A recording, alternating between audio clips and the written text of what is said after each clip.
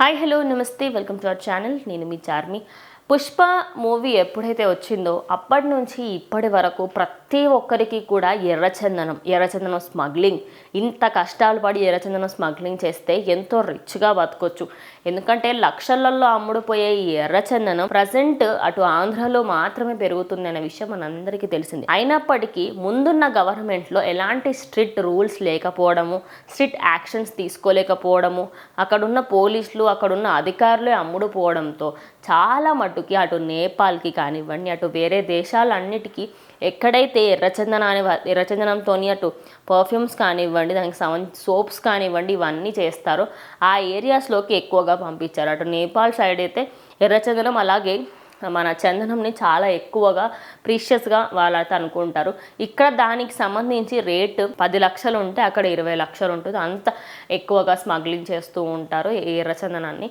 అయితే ప్రజెంట్ ఎర్రచందనానికి సంబంధించి ఇటు కొత్తగా అధికారంలోకి వచ్చిన టీడీపీ కూటమికి సంబంధించింది డిప్యూటీ సీఎం పవన్ కళ్యాణ్ అయితే ఒక సీరియస్ యాక్షన్ తీసుకోబోతున్నారంత వార్తలు వినిపిస్తున్నాయి. ఆ యాక్షన్ ఏంటి అంటే, ఇప్పటి నుంచి అసలు ఎర్రచందనం స్మగ్లింగ్ అవ్వడం మొత్తంకి ఆగిపోవాలి, ఎలాంటి స్మగ్లింగ్ కూడా చెయ్యకూడదు, అసలు గవర్నమెంట్కి తెలియకుండా ఒక్క ఎర్రచందనం చెట్టు కూడా బయటకు వెళ్ళకూడదు అనేది ఆయన క్లియర్గా చెప్పడం జరిగింది. ఇంకోటి ఏంటంటే, ఇన్ని రోజులు నేపాల్కి అక్రమంగా పంపించిందంతా మొత్తం తిరిగి తీసుకురావాలి అని చెప్పేసి అయితే ఆర్డర్స్ అయితే ఆయన ఇవ్వడం జరిగింది.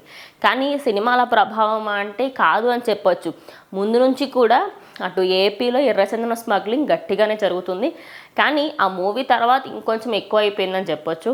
అండ్ మోరోవర్లీ ఇప్పుడు ఎర్రచందనం పైన స్ట్రిక్ట్ రూల్స్ వచ్చాయి. అసలు ఎందుకు స్మగ్లింగ్ చేస్తున్నారు, అసలు అది తీసుకెళ్ళే అవసరం ఏమొచ్చింది, గవర్నమెంట్కి కాకుండా మీరు బయట ఎందుకు అమ్ముతున్నారు ఏంటి?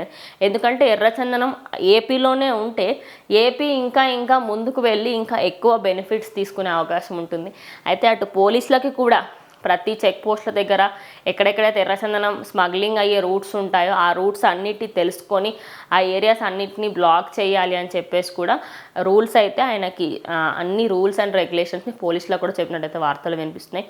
మరి చూడాలి, నిజంగానే మూవీస్లలో జరిగినట్టు ఎర్రచందనం స్మగ్లింగ్ అప్పటికి జరిగిందనుకోండి, నిజంగానే ఏపీ రాజకీయాలే కాదు ఏపీలో ఉండే సిచ్యువేషన్ అంతా మూవీ అని చెప్పేసి అనొచ్చు.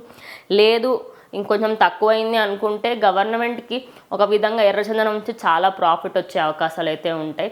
సో మరి మీరేమనుకుంటున్నారు, ఇలా ఎర్రచందనంకి అడ్డుకట్టు వేయడం మంచిదే అంటారా?